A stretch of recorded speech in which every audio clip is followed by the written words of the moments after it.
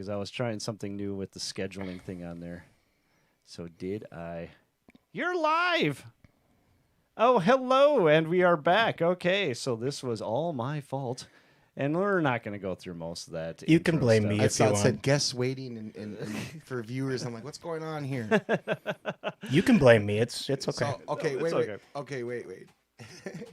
Yeah, that was kind of my fault too because I didn't see that. So No, you're the one that caught that. So All right. thank you for Cito. God, welcome to Uptown tonight. It is November 24th of 2021. We already went through all this fun, happy fun stuff. But basically, tomorrow's Thanksgiving. And it's cold out today. And we have Shambo. I'm still here. He's still here. Now we I got- went live at 6:30. You know, the button you pushed, and I just start talking, then I stop and I leave. We're all doing great. So basically, if you can hit that subscribe button, like, share, all that fun stuff, comment. And again, we've still got the JoJo Mayer is still here from the Peter Nyblock podcast from a few weeks ago. So again, guess basically I just guess his favorite drummer. I always made you go back and like watch the podcast in order to get the question, but I'm just going to tell you right now because I'm tired of looking at it. So you can guess his favorite drummer. Let's see. The two hints are left foot hi-hat technique, and I think he passed away in not 2000, in 1994. I believe that's the year he passed away. At least this drummer did. So guess as often as you want, and as soon as I find the first one, we'll figure out a way to get it to you. So. No hopes there. All right, so we have Cito pushing the buttons over here. pushing the button. The button. Just make sure that we actually are streaming. And I'm your host, Wade Stollenfacher, or Disc Out and Tom Cruise, or The Wiz, or whatever the hell you want to call us. It doesn't matter. And we're here with Sean Bowe. I am here. And we're just going to jump right back into it. So, Okay. Sean, you're here from North Fargo. Long trip over here. Long trip from North Fargo. And he's lived there basically his entire life. Pretty much. I lived in South Fargo for a while, but Oh, North man, you made Fargo's the pilgrimage over the South Yeah, Fargo. you emigrated over there and then eventually came back. And then went back. You had to get back to the home front. It's much nicer in North Fargo these days. Exactly. But so you went to high school, and then, well, not in high school. You started playing viola. I started playing viola in fifth grade. Great. Would have been Yep. good call on that. The switch to stand-up bass. Played that actually all the way through my senior year, and somewhere in there I switched and got electric basses as well. Started gigging at 14, and yeah, here we are. And you missed all of our bass jokes, but that's okay. I have some good bass jokes. Yes, you but did. It was great. But again, duct tape type all true but, productions here. We'll get it together. So you're playing upright bass all the way through, or double bass all the way through high school. I did, So and probably my haven't question played would it be: since. is that they ever get you into like the jazz bands or anything like that? Or? No, I never went into the jazz band stuff. It was mostly just the orchestra, and then I was playing out with rock bands at the time with the. So that Yeah. quenched that thirst on that I side. don't think they want you in the jazz band once they know you. If you're me, you don't want me around. Because Fargo North had that really huge jazz scene going there. Yeah, It still does, but probably still does. I was never invited. I don't know.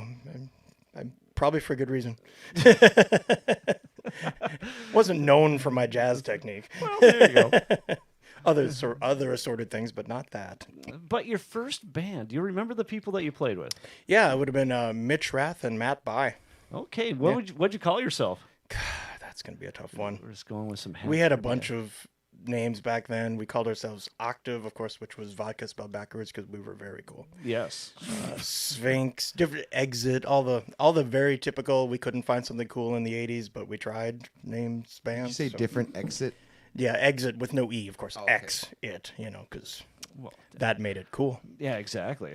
But don't quote me on being the first one because I don't remember. Okay. Do you remember the first song you ever learned on bass? I mean, as a rock band, would have been probably something from U2, which would have been their early U2 stuff. Oh, interesting. I Will Follow or something like that. Never would have guessed that. You But know, okay. and fewer the notes, the better for me. And then your classic AC/DC songs and all the '80s stuff. Cool. So the first gig, where did you play at? A backyard at somebody's backyard. I guess we were sort of elevated on their porch. And Nice. I remember we had to go and get permission from the city. The police had to know that because we were going to be loud and we were by a golf course. You even did it legitly? Yeah, that went away pretty fast. what's I think we going did on? that one time. The parents were involved, so we had to do it right. But that disappeared pretty quickly. I still remember being in people's garages and all of a sudden you get the Oh, yeah. sounds Yeah, we good, got- we guys, got but- plenty of those. Can you bring it down to 120 decibels? I don't know. It doesn't really work at that level. This one goes to 11. My amp doesn't actually turn down. You can only turn it up. Didn't work. I tried. Awesome. So what'd you do right after you graduated high school then? You just didn't all of a sudden form SOP. And then... No, played in bands for a while. Ended up finally going to college like you should do. And Okay. when Which- I graduated from Moorhead State with a degree in sociology, and then of course joined a metal band because I think that's the next. That's the grad school of sociology as a metal band, Well, you would think so. and that's SOP, and that's when Carter, Dave, and I, started doing our thing, making a lot of noise, literally and figuratively. So. And it was a good run. There's a whole lot of things because even when I was advertising for this podcast, I was on the TikToks, and there's SOP little things on there. Is there really? Yeah. Don't blame me there's- for that because I thought that was awesome. I was like, oh my god, they're really even on should- here. So anything I don't want to know. There was enough. If TikTok had existed in our heyday, I think we'd probably be in jail. You would have your channel pulled. Yeah, we would have gotten knocks from Google going, "Hey, could you tame it down a little bit? We have some porn we want to put on." So yeah, we'll let you talk about the craziness of your shows if you want to. Yeah, well, that's. I don't know what rating this show has. We should be careful. 4.5 star rating. Just be yourself. That's all we ever ask. Yeah, that we did. So how'd you meet up with Carter and? So Carter and I were actually in a cover band in 1988, and that's right out of high school for me. And we played in a cover Exit? band for. No, that was a band called Tramp. Tramp. Another classic 80s There we go. name. We did that for a couple of years, and then basically I went to college, and he went off to do Carter things. Okay. And eventually, when I graduated, he happened to be moving back here to test for another black belt in Taekwondo, and then we ended up in the same town again. And like I said, once you have a degree in sociology, you might as well join a metal band. So that's what I did. And Okay. that's where it takes off. We started doing gigs. Then we decided to record an album. Then we decided to record another one, and kind of there and there and there. And then we started getting. It kind of started with a little bit of radio play here and there on some specialty metal shows around the country and around the world, and we ended up getting some songs in some movies, most notably, can't think of the name of it. Wasn't it Hellraiser? Hellraiser, we Was had it him in Reality Hellraiser. Bites? No. 4 or 5 different movies ended up being in with the music. That helped. It's a good notch in the belt kind of thing.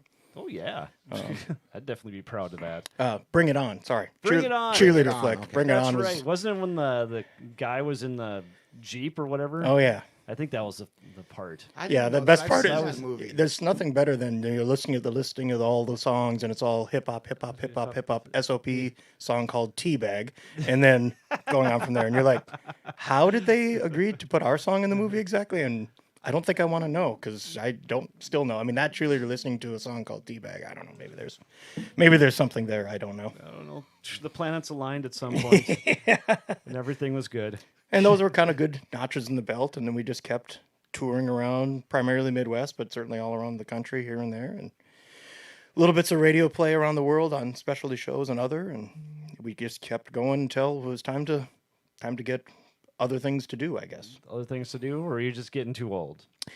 No, I don't think we ever got too old. Okay, It was that's the just right other answer. life comes along, things Yes. happen and you end up doing things. I had kind of transitioned from playing bass to also being a sound guy, which has become my primary focus now. I'm a tour manager and a sound guy for Hairball, so that I was doing more and more sound, and Carter was doing more and more Taekwondo, and Dave doesn't tell anybody what he does, so we don't ask. And then we just We love you, Dave. So that's we never really broke up. We just kind of stopped doing shows, and then occasionally we'll do a reunion show, if COVID ever finally goes away permanently, we can get another show out there. And Yeah, as we were just talking about that before we figured out that we weren't live, was that it's 25th anniversary. yeah, 25th anniversary of our first show would have been, because we did our first show with SOP in February of 1996. So, yeah, so the pressure was on for you guys to get together and, Well, like I said, we could squeeze one in on a Monday. I've got time then, but other than that, anyone up my- for a Monday SOP show. So, still think it could be the best one ever. But otherwise, my touring schedule with being a tour manager is pretty hefty, and I'm on the road about 200 nights a year. So 200 nights. that's roughly what it is. Yeah. Well, that's good. It's keeping you busy. And you're Not getting work. necessarily, I mean, there's traveling and there's shows, so it's between those two things. But Hairballs, we do about 150 shows a year all over the country. We've been from Alaska to New York to South Carolina to Texas, all just in the last few weeks. So challenging to find time to do a show with SOP. And so anybody who's Understood. mad at SOP not doing shows, I'm the one to blame. Send all your hate to Send your Sean. hate mail to me. It's nothing new for me. Oh, that's terrible. Well, when it's deserved, you're like, well, good point.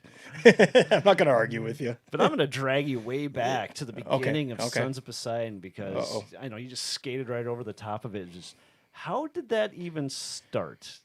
And I know it's not because you have a sociology major. I'm sure that has something to do with some of the antics that went into it. But it's like, where did this brainchild come together? Did you guys just meet at a coffee shop one day and then just like kind of drew out how it's going to come, or did you do guess- covers at first, or how did this We- all even go?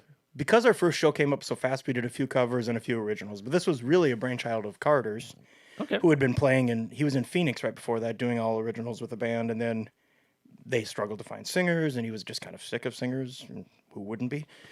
Sorry to all you singers. So he came back with the idea of he's just going to be the singer, just play guitar and be a singer, put together a 3-piece band. He and I have gone back a little ways at that point, and we wanted to play together again. Okay. And then we went searching for drummers. Eventually settled on Dave, who's obviously unbelievably good. Yeah, you had one before that. Yeah, we had a couple we went through before that. Names, Okay. we'll just not skip any. We'll skip Okay. names. But once Dave was in, it was obvious he could do what Carter wanted him to do with the songs, which wasn't nothing. I mean, we were going to be a metal band that came out and hammered you, and we needed the right kind of drummer, and that was Dave. Dave, yes. And then we, Great fit. at that time we already had the name, but the name Sons of Poseidon, there's Offspring of Poseidon, which are a bunch of monsters. So that's how Sons of Poseidon came around, because we wanted to be that. We wanted to have that. Expect anything. We're a bunch of monsters. Here we come. We're coming at you, and that's where the name of the band came from. SOP just kind of eventually. It was at that time everybody was kind of the Stone Temple Pilot. Everything was becoming acronyms. So there was. Good old 90s. There wasn't a big marketing meeting deciding that. It just kind of got tired of writing it all out. It became SOP, Hey. So Carter's vision of what he wanted to do. He wanted to do heavier stuff than what he'd been doing, and he wanted a band he could write for, and he's the primary writer of SOP. And one of the tricks to being in a band is everybody knowing their role. Carter was the songwriter, Dave was the drummer, and I was the one that got us in trouble. So, Oh, so everybody knew their role. did everyone do it well then? I got us in a lot of trouble. So I was doing my job. I think the songs are good. Dave was great, but at times we were more known for the trouble than the songs. But Okay, so you had the songs. And then basically, like, you were the stage act then. yeah, there was always a stage persona element. It was, Okay. and we actually had the conversation multiple times of we got to be careful not to become Guar, because not very many people can name a Guar song. You guys probably could. I can, but most people know Guar for their stage antics, and we're like, there are moments when we're doing enough things on stage where people are forgetting, hey, we had a song on the radio last week, but yeah, so there was always that line. When do you cross that line to becoming just the carnival versus actually doing songs? And we're doing original songs, playing all over the Midwest and doing that kind of thing, and just trying to maintain. We were entertainers, in the music business. exactly. You're not just a musician; you're an entertainer, and you got to remember that. And we never wanted it to be boring for anybody. We never wanted it to be, hey, they're just standing up there playing their songs. They're really good, but they're just standing. Now we made sure they left with things to think about. No, it's definitely what I've always heard about it. I only been to a couple of those shows back in those days, and yeah, you don't forget them. I get people will come up to me these days and go, I remember when you did such and such and such, and I'll be like, well, I don't specifically remember that, but it sure does sound like me, so I'm not going to deny it. I only remember the highlights. There's many things that seem crazy to you, but it's like Monday to us, So, Exactly. So when you're doing all that stuff back in at least the SOP days, it's just like, what were some of your favorite shows that you played at or got to play for? well, some of the opening slots were really cool. Opening for Lamb of God, opening for some of the Jackals of the World were always fun, bigger crowds. And where was that at? Was that in Fargo? Then? Those were both at the time Playmakers, which eventually became the Hub, and okay. a So back in the myriad barn of other- days. Yep, exactly. Those were good, but we were doing bar shows. We were playing where the bar bands were playing, so it was a bunch of cover bands playing, and then we'd come along, have an opening band come in and do our thing, and it was always. We kind of took pride in that we could go in and be an all original metal band out of North Dakota and play these places that the guys were playing Brown Eyed Girl the week before and still do well. And it was, we were trying to show that, hey, if you stick to your guns and just be yourselves and put on a good show, bar owners will hire you too. You just have to have a draw. You just have to be you. You don't have to be all those other things. And there's nothing wrong with those other things, but that was just who we were. We're like, well, we need to be able to make a living. We need to be able to stay sustained until we can go on to bigger things. Well, let's just keep doing what we're doing. We're not going to suddenly play a bunch of covers for people. We're going to be who we are. So the original guys out there, listen in. So yeah, you can do it. You just got to, you're going to play to nobody at first, but you just stick to your guns, put on a great show, start drawing people. Trust me, people will hire you if you draw. They don't care what you play. Words to the wise right there. Yeah, Yep. it's all about draw. It's all about drawing people. So you brought them on in. So when was the last show you guys did play? I believe it was 2019. We did a Wasn't too reunion long show in Fargo, and it was just we squeezed one in. Again, my schedule is very difficult. I think it was April of 2019. It was just one of those ones where, hey, I've got a weekend partially off. Let's just do one real quick. So once in a while, we'll just pop up and do a show and not necessarily not advertise, but not doing anything crazy. Just kind of show up, do a show, and get out. and we've learned that rehearsing is pointless because, we'll sit there. Carter and I sat there one time trying to remember a song, a bunch of 16th notes in there, 16-note rum, and we sat there. We never wrote anything down. So we sat there and it was we could not figure out what was written. So we'll do this. Okay, cool. Get to the show. As soon as we weren't thinking about it, we just played it naturally during the show. And we looked at each other. Oh, that was it. Oh, okay. So the solution there was stop rehearsing, just get up there and play. That cut me off my next question too. Is like, do you guys have to rehearse again before you go back? No, in up? fact, we shouldn't rehearse. So it's not that we don't. We shouldn't. Just let the stage persona take place. Muscle memory, great, yes. Get the bottle rockets out and everything's good to go. We're fine. I wasn't going to bring up the bottle rockets, but I don't care. It'll be on my tombstone anyway. Bottle rocket. Little bottle rocket and an apology to the world. That's all there'll be. it's beautiful. So when you started slowing down with SOP, then what started happening there? So then I started slowly running sound more and more and more, and running sound for some local bands like Methuselah, which was Dave's band. Yeah, that's right. That was probably the main one I did a bunch. I eventually ended up running sound for Johnny Home a bunch, and then eventually I was the production manager over at Playmakers Hub, whatever it was at that time.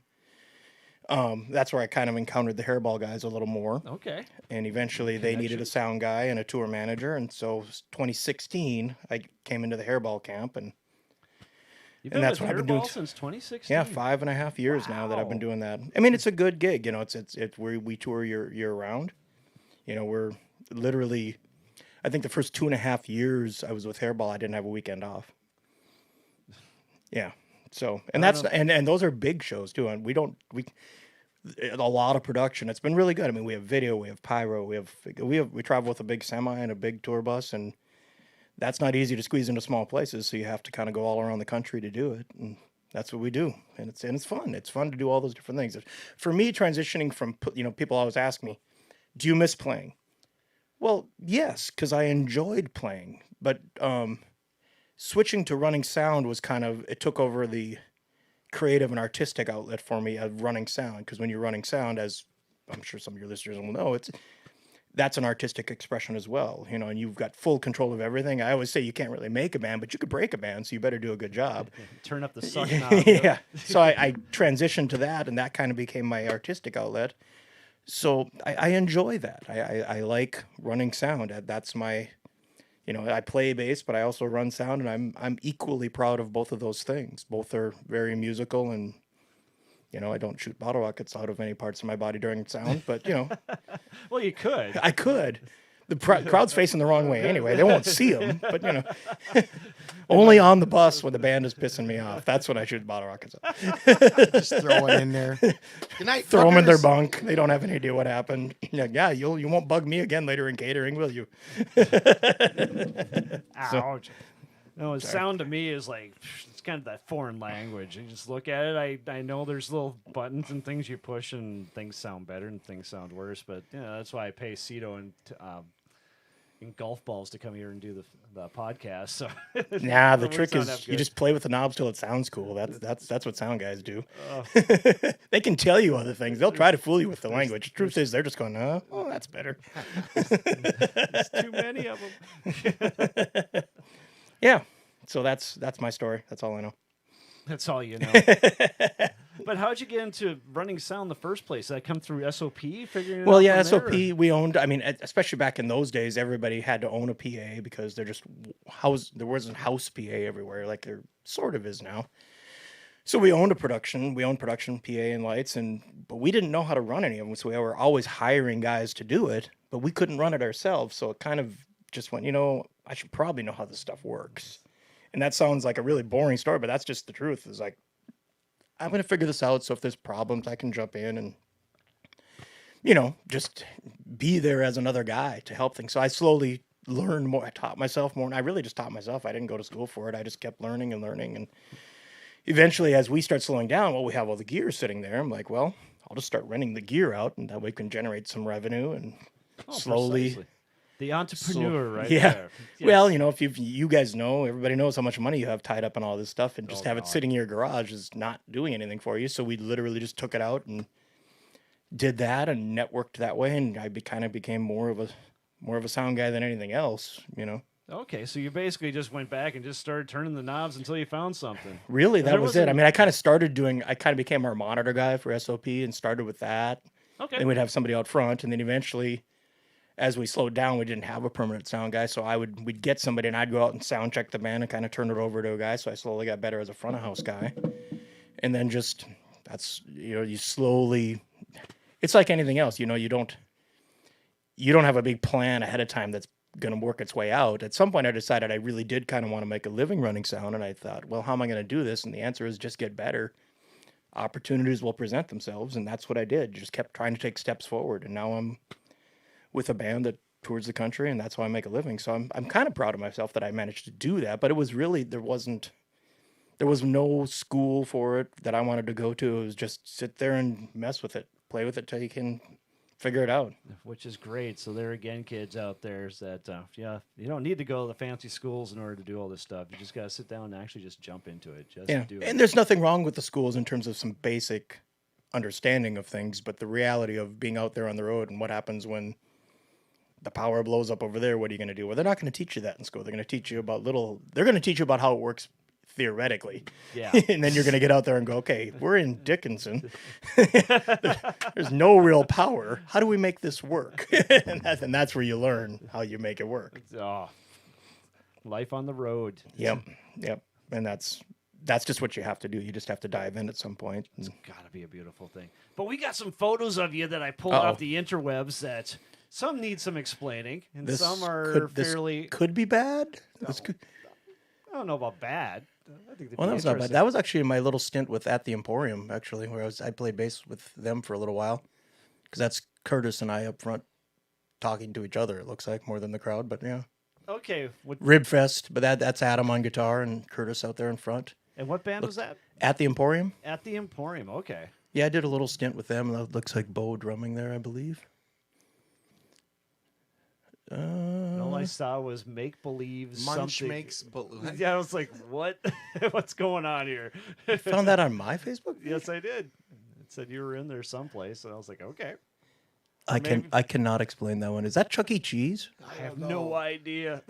I wouldn't think we'd be allowed in there, but I'm pretty sure that's Chuck E. Cheese. Hold on. Yeah, no, that was Chuck E. Cheese. This one's probably at the Emporium as well. That one's just. Look at that Yeah, airtime. exactly. Yeah, At least we're- 2 feet right there. That's NBA. Yeah, so, short white guy makes NBA. that works out well a lot. What kind of bass did you play? That was a Spectre. I've been most of my time in SOP. I was on Ibanez sound gears. Transitioned to Spectre and kind of went back to the Ibanez sound gears at some point. I like how I like them for the same reason. Actually, I like the grind that both of those basses have. I tended to play with a pick. With SOP, I played with a pick all the time. Playing in different cover bands, you'd play whatever technique you had to. Spectre made some good basses. I got endorsed by Spectre for a little while, so I was playing their basses, but then I kind of went back to Ibanez and didn't tell them. So, yeah, I get a discount on that. Cool, I'll sell that. Nice. We'll edit this out too, so they don't find out. No. Yeah, that would be an SOP shot. I'm not sure what the expression on my face means, other than Dave might have just thrown something at me. No, I just thought or that was. he's hitting a cymbal right behind me, and I probably don't realize how close to him I am. I just had to make sure I got a picture of Dave in there. Yeah. I was just over hanging out with Dave this afternoon. Proof so- that I played Spectre basses in SOP right there is what that is. I see a Spectre bass there. So Beauty. I was doing the right thing. I think that was in Minot. I think that's the original. The original. The original. I think that's what that is. Oh my. I have no explanation for that. I was wondering about that as well. It's like, what's Well, all this the SpongeBob truck we had in SOP, we did call SpongeBob because it was an old Ryder truck. So her Maybe name that's was SpongeBob. So that would probably be that. Oh, look what you found. Can you pick me out? I know right where I am. Bottom left corner. Okay. I look good. That collar over the sweater. Is that's- that you? Oh my gosh. Yeah, I can name most of the people in that picture too. No, really. Yeah. Corduroy pants. Oh, well, yeah. It was cold outside. Nice. We walked to school both ways uphill in the snow, It was- Come on. that would have been at Cactus Jack's back in the day. Oh my gosh, I forgot all about Cactus Jacks. Yep, I'm sure that's where that was, and that's a BC Rich actually. I guess I did spend some time on some other bases. Still haven't seen my main bases, which is kind of funny. But yeah, we had we in SOP we would do different tunings, some drop tunings, some step down tunings. Back when everybody was doing that, so I had to have a bunch of them, and lots of stickers, of course. That was actually one of our substitute drummers, Dale Berger, great drummer, actually from up here. We were out in LA for that one doing a showcase, and he stepped into it was just Carter and I before the Dave years. Oh, okay. So we were out there doing a showcase, and he's jumped in and played with us. Great drummer, great guy. Still working in the music industry, but I'm not sure exactly what he's doing now. Out in L.A. Mm-hmm. Okay, showcase. You got to explain this. Oh, just going out and trying to get labels to pay attention, Okay. It's not any more fancy than that. You call a bunch of labels, you go, hey, we're going to come out and do a show. Come watch us. Let's see what happens. And that was that. That particular trip didn't turn into anything. So that's Carter and But I still. running stairs because we like torturing ourselves physically. Running stairs. Oh, nice. Yeah, actually, that would have been running stairs at, I think, his mom's place. Yeah. But I'm not sure. We run a lot of. We still do actually, because Carter with Taekwondo, and I'm training with him now. But we like to run steps. Yeah, we need to get Carter in here too at some You point. definitely should get Carter in. Hey, there's the Ibanez. I can prove it.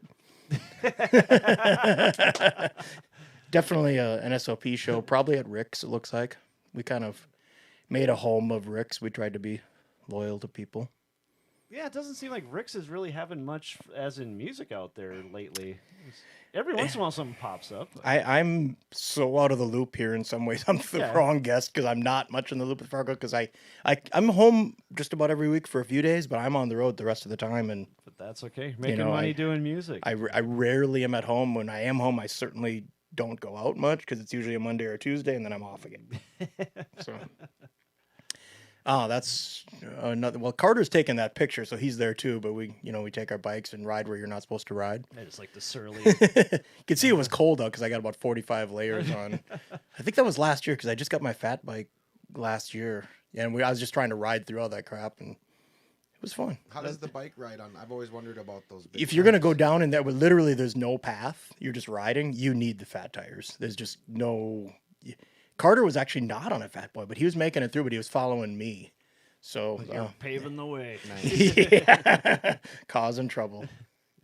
Okay. So that's Tim Bomba. That's the guy that was the producer on the first 2 SOP albums. Excellent. That's probably me torturing him in some way. He looks like he has a smile on his face, but I'm sure it's not genuine. I'm sure it's a, please get me out of The here. bass sounds good. The bass sounds good.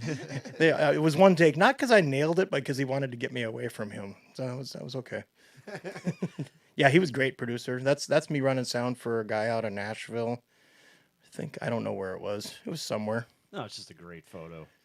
But that's me going, what does this knob do again? I think it's okay. Yeah, turning him up. Okay, good. I'm good. Yeah. Let's go back to the Bomba thing, because I knew back then that was a real big deal for you guys to even like be working with him. So how did that all come about? And One thing we recognized early on, and I don't know if this is more true or less true, but there was a lot of bands were putting out albums, but they would always have kind of a local sound, or they just didn't sound professionally produced. So we're like, well, we were always believers in, if you're going to do something, bring in the right people, hire the right people. Like when we did all of our album artwork, we hired Johnny Holland, who's a drummer from around here too. Great artist. We're not going to try to do it ourselves. Hire him. Well, if we're going to do an album, we're going to do it right. Bring in a guy who's worked with everybody from the Rolling Stones to Trapped to Van Halen. I mean, he's done everybody. Carter happened to have known him from his days out in Phoenix, so we brought him in to produce the 2 albums. And interesting. And Carter and I are both kind of big personalities, and we needed somebody that could tell us, hey, do it again. No, really, do it again. And that we would listen to. Because, big personalities can be like, hey, no, I think that was good. And he goes, yeah, it really wasn't. And so the biggest reason to have him around was keep us in line, challenge us, no, do it again. And that album, I think, was our second album where we actually were doing everything analog. For you kids out there, it was before everything that exists now. on tape, huh? No, tape all the way until it became a disc. We Wow. mixed onto tape, mixed down to 1/2-inch tape, mastered to tape, and sent the mastered tapes to the CD replication place. So Crazy. So it was very interesting because you could hear how good the tape would sound versus the digital copy, which still sounded good, but it was just huge sounding. But that also meant literally punching in and punching out, literally cutting and pasting tape. So we were just sitting there just trying to nail everything, and there's no cheating, there's no Pro Tools, there's nothing for editing software. It's like, Yeah, because this would have been the You have to play mid it. to late 90s. this would have been right 99, 2000. Okay. But yeah, and it's not like Pro Tools didn't exist for whatever reason, and I don't know who talked us into this, but we decided we're going to do this one on tape. So we went to Third Ear Recording in Minneapolis and did it to tape with an old Neve board, and it sounded great, but it was, there's SOP songs have lots of quarter notes, lots of 16th notes, and you can't be off at all. Dave was great. Dave was like done, and Carter and I spent another 3 months trying to nail our parts. So it was challenging. And triple track, I mean, not bass, but triple tracking guitars, and so they're just everything is perfect, but and then we scream over the top of it so you can't hear it anyway. But Just got to point out the CRT in the back there. Oh, yeah, The you must old like that. Tube monitor in the back. It's that was awesome. just for porn. That has nothing to do with the recording. Yeah, that's an interesting history. The SpongeBob one, I need to start gatekeeping my Facebook a little more. Yeah, apparently. it's like I found that. I'm just like, what the hell is this all I about? pretty much just So, let people post things, because then if somebody doesn't know me and just starts looking through them, they'll be like, "What? but we got to learn that your Can't explain this guy." truck was named SpongeBob. Yeah, so there is a reason. It was just very obscure. Makes sense to me. But we got a little juvenile destruction we need. Well, actually, first off, we should probably go to the weekend report here. So, Cito, what's going on out there? Good time. Good time.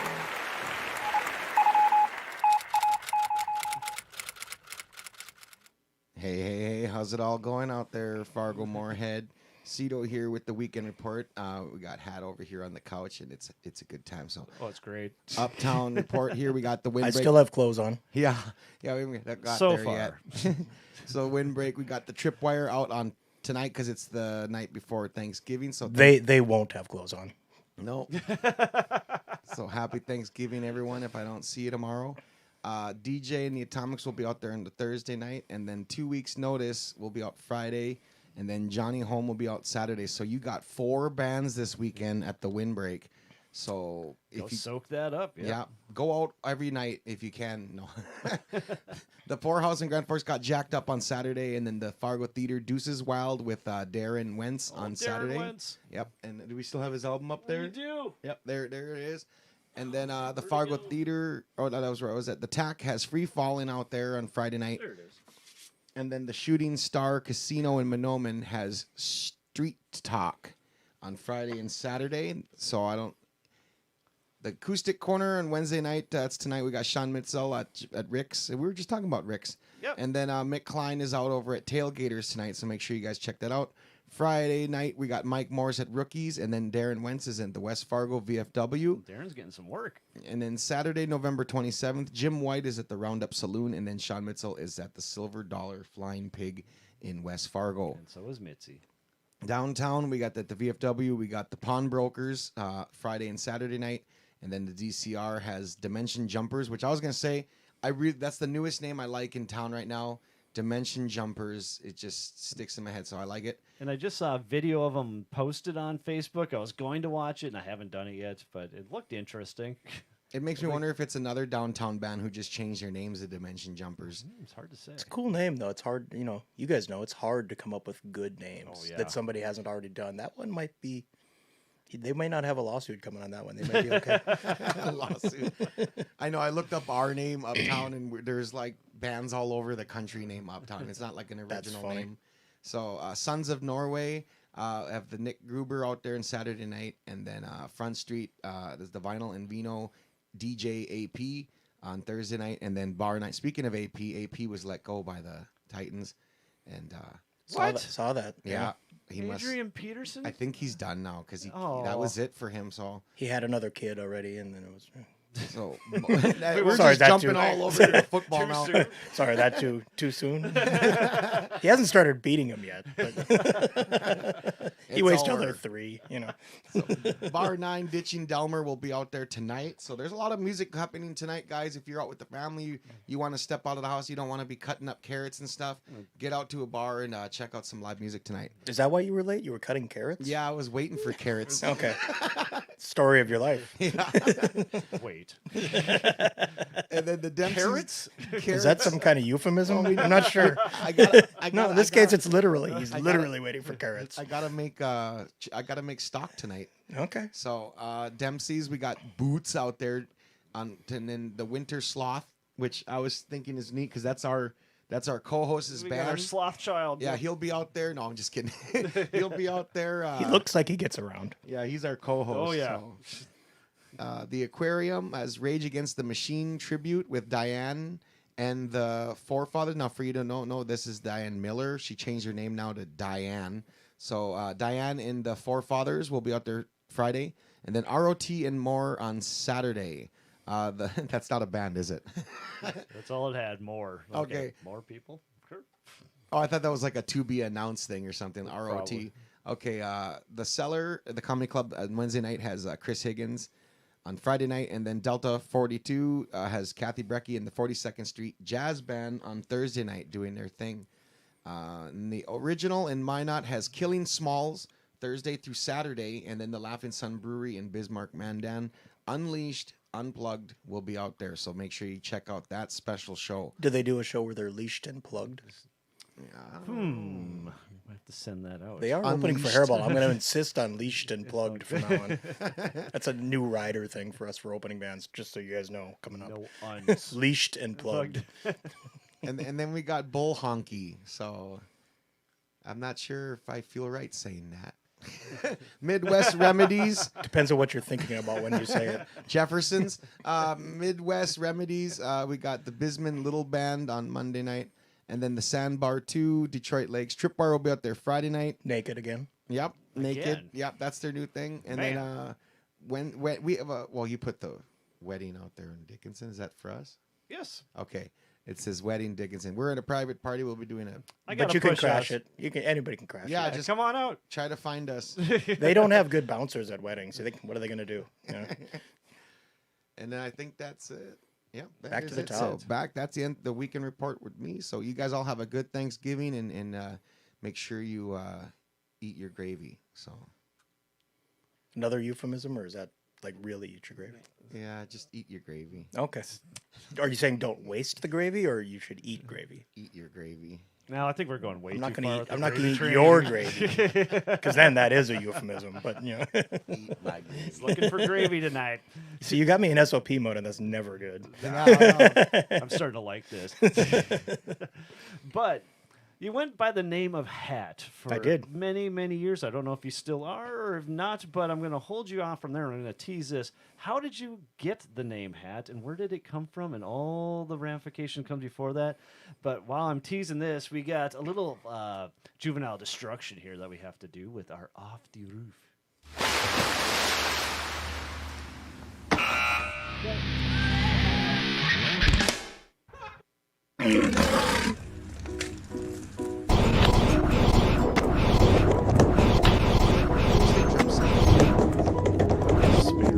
We were just talking about how many stairs. Is that one of them? Or is that two of them?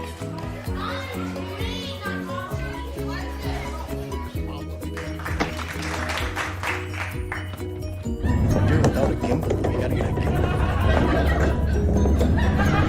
This is duct tape production. A duct tape gimbal.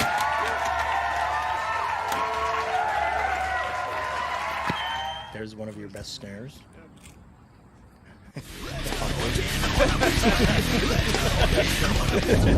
Sean got this. Speaking of how you get names, I don't know when he became known as the Humper, but I can figure out the name. Just by its stick. If Sean got to meet the dog pretty intimately while My leg, and he are very close now. You're very close. I will say he's great at wrestling. So Oh took yeah, him, took him right down. It was great. wrestling, another euphemism. Oh, there we go. So Hat, how did that name come about? Where did that spawn from? Okay, so my version of the story, My which version. Carter disputes, is Ah. first band we're playing in. Gig came up fast. Went in it. I'm on the other side of the stage. My theory is he forgot my name because I was wearing a hat and he couldn't remember my name and yelled hat, and I responded, and that's how it started, and it stuck. I know that's boring in some ways, No. but it is typical of Carter not remembering anybody's name because that's very much him. And how does he He- dispute it then?